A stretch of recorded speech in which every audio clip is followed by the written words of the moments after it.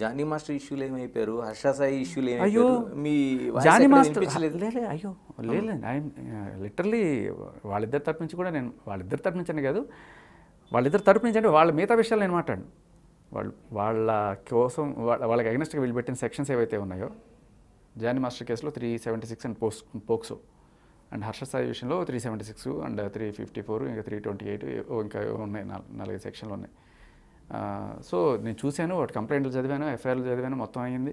దానికి సంబంధించి నేను ఆల్రెడీ మెల్లమెల్లగా వస్తాను. అంటే ఇంకా మేబీ మీరు చూడలేదేమో, బట్ ఇట్ స్టార్టెడ్. అంటే ఎందుకు రాజధాని ఇష్యూలో ఒకళ్ళతా తీసుకున్నారు మీరు? యాక్చువల్గా ఒక అడ్వకేట్ కూడా అంత ఫైట్ చేస్తుంటాడు, మీరు అంతా చేశారు, మరి మిగతా ఈ వీళ్ళ విషయాలు ఎందుకు? అంతే ఇదిగా ఉన్నాను నేను. లిటరల్లీ నేను సుమలత్ గారితో కూడా మాట్లాడాను, అసలు అన్ని విషయాలు నేను చెప్పాను. అండ్ ఎస్పెషల్లీ సుమలత్ అంటే ఆయేషా, ఓకే అమ్మాయి. సో నేను మాట్లాడాను అన్ని రకాలుగా, అంటే రెండు వైపులు కూడా మాట్లాడాను. నేను మాట్లాడి తీసుకున్న విషయం ఏంటంటే, ఇప్పుడు జానీ మాస్టర్కి మెయిన్ సరే రిమాండ్ తీసేంత దాకా వెళ్ళింది అంటే అది మెయిన్ పోక్సో, అది చాలా స్ట్రాంగ్ చట్టం, దానివల్ల ఇబ్బంది పడదు. బట్ నేను వాడికి కొన్ని పాయింటర్స్ కూడా చెప్తున్నాను. అందులో ఒక పాయింట్ ఏంటంటే, పోక్సో పెట్టడానికి సరే ఆవిడ ఆ టైంలో 16 ఏళ్ళు అనుకున్నప్పుడు జానీ మాస్టర్కి ఆ విషయం తెలిసిందా లేదా? ఓకే సరే, తెలియకపోతే చిన్నపిల్లకి కనపడుతుంది కదా, కనుక్కోవాలి కదా, నువ్వు పెద్దవాడివి అని మీరు అనొచ్చు. బట్ ఈటీవీ లాంటి ఒక పెద్ద ఛానల్లో ఢీ లాంటి ప్రోగ్రాంలో జోడీ అనేది 18+ ప్రోగ్రామ్. మీరు దాంట్లో అబ్జర్వ్ చేస్తే ఆ మూవ్స్ కావచ్చు, చాలా ఇంటిమేట్ మూవ్స్, ఇవన్నీ కూడా వాళ్ళు ఇచ్చే యాడ్ కూడా 18 ఏళ్ళ నుంచి 24 ఏళ్ల మధ్య వాళ్ళు కావాలి, డాన్సర్స్ మనకి ఉత్సాహవంతులైన వాళ్ళు రండి అని చెప్తారు. అండ్ ఏ వెరిఫికేషన్ లేకుండా అంత పెద్ద ఛానల్, అంత పెద్ద మలయాళ ప్రొడక్షన్స్ అనుకుంటారు, వాళ్ళు అంత ఈజీగా తీసుకోరు కదా. మరి ఒకటి ఈవిడ అబద్ధం చెప్పి దాంట్లోకి వెళ్ళిందా, లేదు వాళ్ళు ఓవర్లుక్ చేసే అయినా కూడా వీళ్ళు తీసుకున్నారా? అలా ఏం లేదు కదా, అందులో చాలా చిన్న పిల్లలు కనిపిస్తుంటారు మనకి. చిన్న పిల్లలు కనిపించేది వేరే, ఏదైనా కావచ్చు, వాళ్ళు అటువంటి రిస్ట్రిక్షన్ ఏం పెట్టుకోలేదు. ఎందుకు లేదు, ఖచ్చితంగా. ఇప్పుడు మీరు గమనిస్తే జోడీ అనేది ఇంటిమేట్ మూవ్స్, మీరు ఆ సాంగ్స్ చూడండి, కంప్లీట్ అడల్ట్ కంటెంట్. అది మీరు ఇంట్లో కూర్చొని ఫ్యామిలీతో కూర్చొని చూసే కదా. ఆ జడ్జ్ ప్రేమణి గారు ఎవరైతే ఉన్నారో వాళ్ళు మాట్లాడిన మాటలు కూడా నేను పాయింటర్స్ తీసి పంపించాను. ఆవిడ సిడక్షన్ అనే మాట వాడింది ఆవిడ. సిడక్షన్ అనేది this is just an 18+ thing, అంటే మగవాడిని టెంప్ట్ చేసే రకంగా డ్యాన్సులు చేయడం అనేది సిడక్షన్. సో ఈ సిడక్షన్ అద్భుతంగా చేసావు నువ్వు అని చెప్పి ఆ అమ్మాయికి చప్పట్లు కొట్టారు ప్రియమణి, ఎవరు సృష్టికి. సో దట్ మీన్స్ ఒకవేళ కనుక మీరు చెప్పినట్టుగా చిన్నవాళ్ళని కూడా తీసుకుంటే, అంటే చిన్నపిల్లల్ని తీసుకొని ఇలాంటి సెడక్షన్ డాన్సెస్ కూడా చేస్తుండడం అనేది that's it self is a crime. దాని గురించి కూడా మనం కేసు పెట్టచ్చు. అంటే ఎలాగవుద్ది శేఖర్ భాష గారు? ఇప్పుడు మనకి డ్యాన్స్ షో చూడాలి, లేకపోతే పాటలకు సంబంధించిన పాటలు చూడాలి. పాటలకు సంబంధించి చిన్న పిల్లలు పాటలు పాడుతూ ఉంటారు అనేక షోలో, అందులో అడల్ట్ కంటెంట్ చాలా ఉంటుంది. మరి అవన్నీ వాళ్ళు నోటితో పలుకుతున్నారు, అవన్నీ ఆ సెక్షన్లో అలా వర్తింపజేస్తే ఇంక షోలు ఎందుకు నడుస్తాయి? సార్, ఎవరు అడక్కపోవడం అనేది మన తప్పు. ఇప్పుడు ఒక చిన్న పిల్లని తీసుకొని ఏమన్నా బూత్ పాట పాడించారంటే ఎందుకు పాడట్లేదు? మనకు కనిపిస్తున్న దాంట్లో అనేక అడల్ట్ కంటెంట్. అదే సార్ జర్నలిజం. మనం ఎథిక్స్ పాటించి చిన్న పిల్లలతో ఎలా పాటిస్తాం ప్రశ్నించకపోవడం మన తప్పు. కాదు, నేనంటుంది ఏ సర్టిఫికేట్ ఉన్న సినిమాలోన యూఏ కూడా మాట్లాడట్లేదు.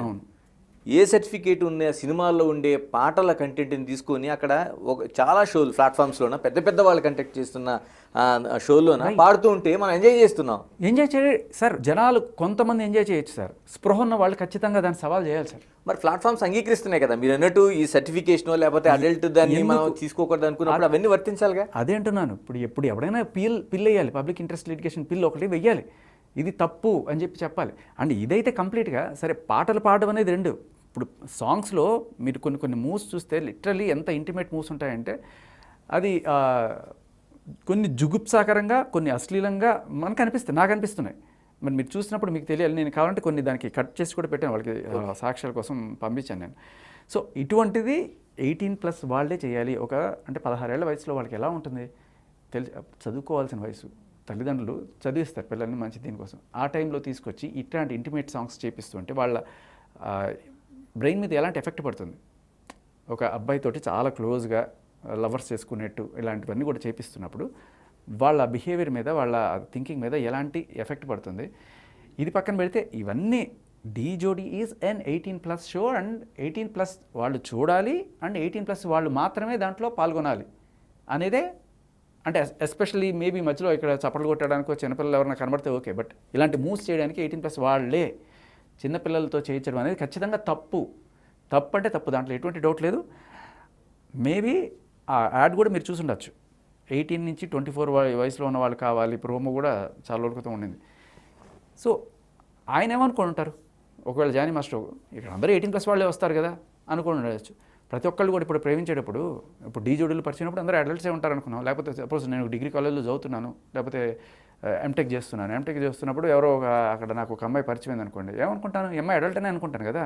ఓ డిగ్రీ కాలేజ్లో చదువుతున్నప్పుడు 18+ వాళ్ళే ఉంటారు అనుకుంటాం కదా జనరల్గా.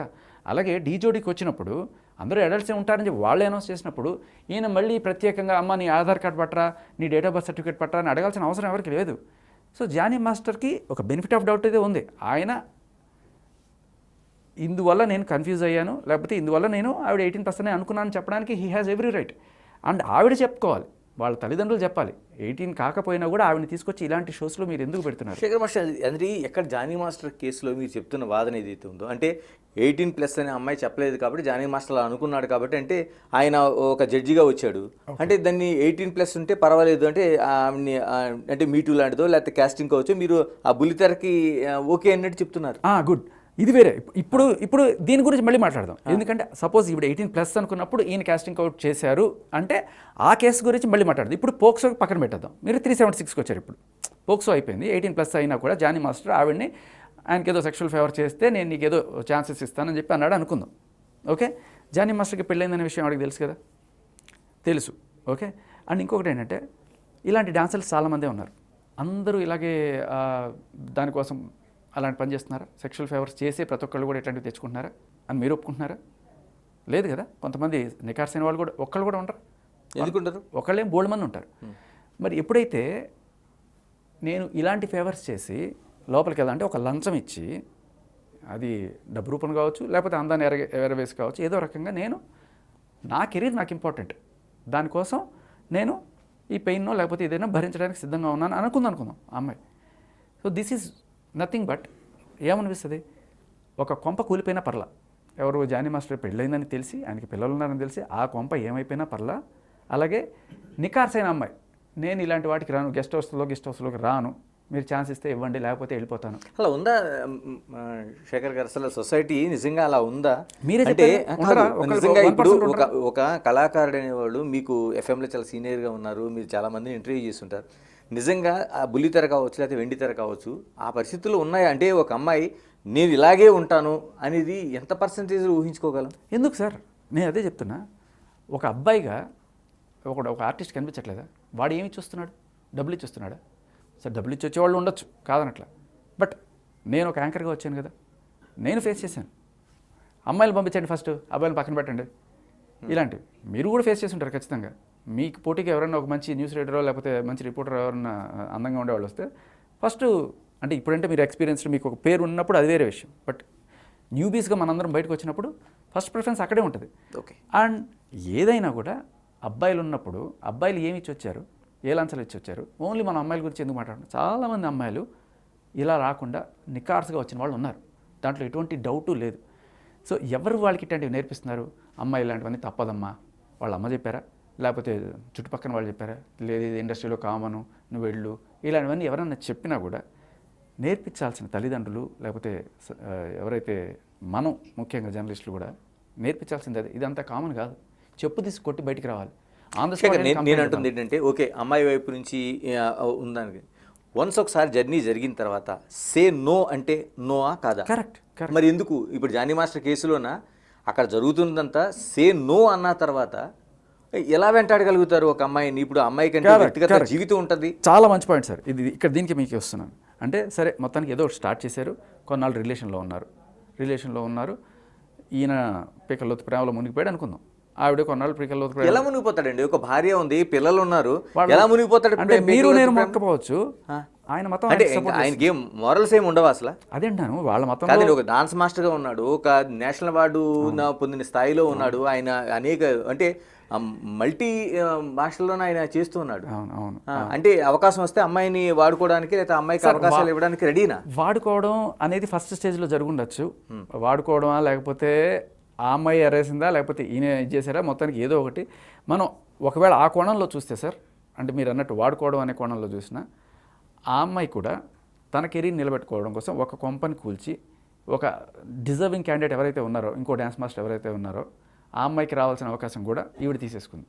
ఎందుకు అంటే ఆవిడ ఒప్పుకోలేదు ఇట వేరే వాళ్ళతో పడుకోవడానికి, ఈవిడ ఒప్పుకుంది కాబట్టి ఈవిడికి అవకాశం వచ్చింది అనేది మనకు అక్కడ అర్థమవుతుంది. సో ఇక్కడ అంటే దీన్ని బట్టి పడుకున్న వాళ్ళకి మాత్రం జానీ మాస్టర్ అవకాశాలు ఇస్తాడు. వాళ్ళే కాదు, ఇంకా ఎక్కడైనా కూడా ఇలాంటిది జరిగితే ఆయనది ఎంత తప్పు ఉందో ఈవిడది అంతకన్నా పెద్ద తప్పు. నేను అంటుంది జానీ మాస్టర్ లాంటి ఒక ఫేమ్ ఉన్న డాన్సరు పడుకున్న వాళ్ళకి మాత్రమే అవకాశం ఇస్తాడు. అది XYZ ఎవరైనా కావచ్చు. అది కూడా నేను అనుకున్నాను. ఇండస్ట్రీలో ఇంకెవరితో ఇలా బిహేవ్ చేస్తున్నాడు ఆ కొరియోగ్రాఫర్స్ చాలా మందితో నేను మాట్లాడినప్పుడు, సార్ ఎవరితో లేదు, బట్ ఆవిడతో ఉన్నమాట మాకు తెలుసు, ఆవిడతో పీకలోతు ప్రేమలో ఉన్నాడు ఆయన. సరే పెళ్ళైన తర్వాత పుట్టిందా, లేకపోతే ఇప్పుడు మనకి చాలామంది పెద్ద పెద్ద హీరోలే ఉన్నారు, ఎందుకు మొదలు పెళ్లి చేసుకున్న తర్వాత వాళ్ళని వదిలేసి ఇంకొక ఆవిడతో పీకలోతు ప్రేమలో ఉంటారు. యాక్చువల్గా వదిలేసిన తర్వాత కాదు, ప్రేమలో ఉన్న తర్వాతే ఆ ప్రేమ వల్ల వీళ్ళని వదిలేసి తర్వాత వీళ్ళకి విడాకులు ఇచ్చేసి వాళ్ళతో ఉన్నవాళ్ళు ఉన్నారు. ఇది ప్రేమ గుడ్డిది, ఇంకేం చేస్తాం. ఇప్పుడు అవన్నీ పెళ్ళైనప్పుడు కనపడవా, ఉంది మనకు బాధ్యత ఉంది అని తెలిసినా కూడా కొన్నిసార్లు ఆ ఫీలింగ్ల వల్ల అది ప్రేమగానే అంటే బాధ్యత ఉన్నా కూడా ఆ ప్రేమ వాళ్ళని కమ్మేసింది. ఏం ప్రేమ అండి అది? ఒక అవకాశాలు ఇస్తూ ఉపయోగించుకునేది ప్రేమ ఎలాగవుతుంది? దాని ప్రేమని పేరు పెట్టడం నేను కూడా సపోర్ట్ చేయను. నేను ఇప్పుడు అంటే ఎలా పేరు పెడతాను దానికి? ప్రేమ అనేది ఇప్పుడు అంతకుముందు ప్రేమించే అవును ఆ అమ్మాయిని పెళ్లి చేసుకున్నాడు, తన మతాచారం ప్రకారం ఆమె తీసుకున్నాడు, పిల్లలు ఉన్నారు, ఒక ఫ్యామిలీ ఉంది. ఆ మతాచారం ప్రకారమే ఇంకొకరిని కూడా ప్రేమించవచ్చు అని ఆయన అనుకున్నాడేమో. ఇద్దరు ముగ్గురు చేసుకోవచ్చు కదా, అందుకని నాకు తప్పు కాదు. ఆవిడ కూడా ఓకే ఆయన నన్ను రేపు ఎల్లుండి పెళ్లి చేసుకుంటాడు, నా కెరీర్ ఇంకా బాగుంటుంది ఆయనతో ఉంటే అని అనుకుని ఉండొచ్చు. సో ఆ రకంగా వాళ్ళ ప్రయాణం స్టార్ట్ అయింది. మీరు ఇందాక అడిగిన క్వశ్చన్కే వస్తున్నాను. అలా 2 ఏళ్ళు 3 ఏళ్ళు ఉన్న తర్వాత ఆవిడకి అప్పుడు లేని స్పృహ ఇప్పుడు వచ్చి ఉంటుంది కొంచెం. అప్పుడు మరి చిన్నపిల్ల కాబట్టి ఒక 21 ఏళ్ళు వచ్చిన తర్వాత ఈ 41 ఏళ్ళ వయసుతో 42 ఏళ్ళ వయసు వాడితో నేను చేస్తాను, నాకు 21 ఏళ్ళు, రేపు ఆయన కొన్నాళ్ళకి ముసలాడైపోతాడు, నా కెరీర్ నా జీవితం ఏమవుతుంది, దానికి తోడు ఆయన వేరే మతం అనేది అప్పుడు ఆవిడ గుర్తుండొచ్చు, లేకపోతే ఎవరైనా చెప్పుండొచ్చు. ఇవన్నీ కూడా ఆవిడకి మెల్లగా ఒక వేరే థాట్ వైపు నడిపించాయి. మెల్లగా జానీ మాస్టర్ నుంచి నేను బయటపడాలి, వద్దు. వెన్ షీ సెడ్ నో, అక్కడ మీరు అడిగిన క్వశ్చన్ నో అన్నప్పుడు నో కాదా, నో అన్నప్పుడు ఖచ్చితంగా ఆయన వదిలేసి ఉండాల్సింది. ఓకే, లేదు నువ్వు నాకు కావాలి అని చెప్పి గొడవలు పెట్టడము ఇలాంటిది ఏదైనా జరిగినప్పుడు అది పంచాయతీలు అయ్యి పెద్ద అదే ఆ పుష్ప సెట్లో అయినప్పుడు ఆ సుకుమార్ గారి దగ్గర వెళ్ళింది అన్నట్టుగా మనం వింటున్నాం బయట. సో ఆయన పిలిచి ఆయన కూడా పెద్ద మనిషిలాగా ఈ ఇద్దరు మంచి పేరున్న వాళ్ళు ఎందుకు పాడు చేసుకుంటారని చెప్పి ఏదో మందలింపుగా చెప్పినట్టు మనకు తెలుస్తుంది. సరే ఆయన చెప్పారా లేదని మనం విన్న రూమరే. బట్ తర్వాత వాళ్ళు బయటకు వచ్చిన తర్వాత అక్కడికి కూడా కొన్ని ఎలా జరుగుతాయంటే సార్, ఈవిడున్న ఇంట్లో పైన టాప్ ఫ్లోర్లో ఆర్ ఏదో ఫ్లోర్లో కొత్తగా డాన్సర్స్ కొంతమంది దిగారు. వీళ్ళకి అంటే ఎలా ఉంటుందంటే ఒక ఇన్సెక్యూరిటీ ఫీలింగ్ వచ్చేసిన తర్వాత జానీ మాస్టర్ వాళ్ళని పంపించాడా, జానీ మాస్టర్ వాళ్ళని నాకు స్పై చేయమని పంపించాడా అని ఒక భయం ఆవిడలో. దీనికి తోడు అంటే ఎక్కడ ఏమన్నా చిట్టుకు ఎవడన్నా బెదిరించాడు, ఎవడో ఏదో పోలుగు తెచ్చి. ఇప్పుడు ఆయన అభిమాని ఎవడో ఉంటాడు. ఇప్పుడు ఫర్ ఎగ్జాంపుల్ పవన్ కళ్యాణ్ గారి విషయంలో ఆయన ఎవరు వచ్చి టీవీలో మాట్లాడుతున్నప్పుడు ఆయన వెంబడించి చాలామంది ఆయనకి రకరకాల, ఆయన పేరు నేను మర్చిపోయాను, అప్పట్లో చాలా పెద్ద బొకేస్ ఇవ్వటం ఇవన్నీ చేశారు. సో అలా ఆయన అభిమానులు ఎవరన్నా ఉన్నట్టు, ఆయనకి చిన్న ఆయన కొంత అభిమానులు ఉంటారు, ఆయన ఎవరన్నా సరే వాళ్ళకి ఇచ్చినా కూడా ఇదంతా ఆయనే చేస్తున్నాడు అనే ఒక కోణంలో ఒక చట్టంలోకి వెళ్ళిపోయి భయం పెరిగిపోయి నన్ను వేస్తున్నాడు అనే ఒక కంప్లైంట్ ఆల్మోస్ట్ దీని దాకా వెళ్ళిపోయింది. ఎక్కడికి మన ఛాంబర్ దాకా. ఎందుకు ఉంటుందండి నేను అంటుంది ఇక్కడే, అది ఎందుకో లింక్ కుదరట్లేదు. నిజంగానే వాళ్ళిద్దరి మధ్య ఒక మంచి సంబంధం ఉంది, మీరు పెడుతున్నట్టు ఒక ప్రేమ అని పేరు పెట్టారు. ఎవరైనా ఉంటే అదేమైనా జానీ మాస్టర్తో మాట్లాడుతుంది తప్పించి ఎవరైనా ఇంకో నా మీద ఇలా ఎందుకు నువ్వు స్పై పెట్టావు, లేకపోతే నన్ను ఎందుకు నా ప్రతి కథలకి నువ్వు ఎందుకు గమనిస్తున్నావు అని ఫిలిం ఛాంబర్కి వెళ్ళడం ఎందుకు అవుతుంది, పోలీస్ స్టేషన్కి వెళ్ళి కంప్లైంట్ పెడుతుంది. అంటే ఎంత వేధింపులకు గురైతే ఒక అమ్మాయి, వేధింపులకు గురైనట్టు నాకు కూడా సమాచారం మీరు అన్నట్టుగానే. కాకపోతే వేధింపులు ఏంటంటే ఈయన తట్టుకోలేకపోతున్నాడు రిజెక్షన్.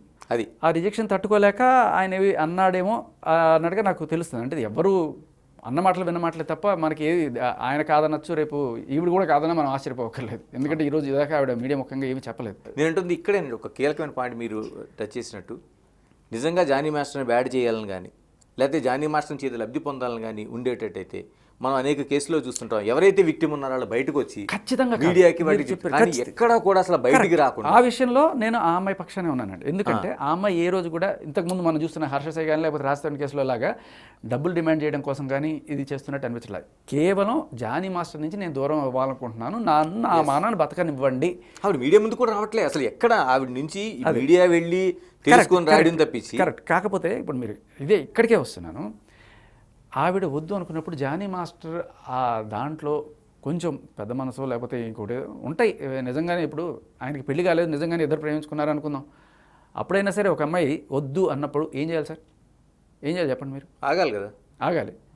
ఆగకపోతే ఇలాంటివి ఉంటాయి. ఆ అమ్మాయి కేసు పెడుతుంది. కేసు పెడితే ఏమవుతుంది? ఈ అబ్బాయి మీద ఏదో అంతే 4 ఏదో కేసు ఏదైనా వేస్తారు. షీ టీమ్స్ కావచ్చు, లేకపోతే అవ్వచ్చు. ఇది రిటర్న్లో చూడండి మీరు. ఒక అబ్బాయి అమ్మాయి ప్రేమించుకున్నారు. అమ్మాయికి ఏదో మంచి సంబంధం వచ్చింది, లేకపోతే మంచి ఇది వచ్చింది. ఇంట్లో వాళ్ళు ఏదో చెప్పారు. అమ్మాయి ఒకరోజు అబ్బాయి దగ్గరికి వచ్చి ఇంకా చాలు మన రిలేషన్కి బ్రేకప్, ఇక్కడితో ఉండను నీతోటి అని చెప్పేసింది అనుకోండి. సేమ్ అమ్మాయికి ఉన్నట్టే అబ్బాయికి కూడా మనసు ఉంటుంది కదా. ఓకే, ఇప్పుడు అంటే ఇదే కనుక అబ్బాయి చేస్తే, అబ్బాయి కొన్నాళ్ళు ప్రేమించుకున్న తర్వాత నువ్వు నాకు వద్దు అని చెప్పేస్తే ఈ అమ్మాయి వెళ్ళి కేసు పెట్టచ్చు. కేసు పెడితే ఆ అబ్బాయికి 5 నుంచి 10 ఏళ్ల వరకు జైలు శిక్ష మన చట్టం. అదే కనుక అమ్మాయి చేస్తే కేసు పెట్టడానికి లేదు. ఇది నా పోరాటం. మీకు అర్థమవుతుందా? ఓకే, లీగల్గా మీరు చెప్తున్న విషయాలు కదా. లీగలే సార్. నా పోరాటం అంతా దీని గురించే. ఇప్పుడు అమ్మాయిలు వెళ్ళి అంత ఈజీగా ఎలా కేసులు పెట్టగలుగుతున్నారు? అబ్బాయి వెళ్ళి తలకిందులు తప్ప చేసినా కూడా మీరు ఇట్లాంటి వాటిలో అమ్మాయి నన్ను వేధిస్తుంది సార్, అమ్మాయి నన్ను ప్రేమించి పెళ్లి చేసుకుంటా అని చెప్పింది సార్, నన్ను వదిలేసింది వాళ్ళ, నా బతికేంటి అని చెప్పి ఒక అబ్బాయి వెళ్ళి కేసు పెట్టమనండి. అంతే కదా. సెక్షనే లేదు చట్టాల్లో ఇప్పుడు 498 ఉంది. 498 పెళ్ళిన వాళ్ళకి. అది నేను అంటుంది దానికి ఆడవాళ్ళు మాత్రమే పెట్టుకోవడానికి ఉంది, మగవాళ్ళు పెట్టడానికి ఇంకా తయారవుతున్నాయి ఇంకా అవన్నీ. 493 సార్ ఈ సెక్షన్.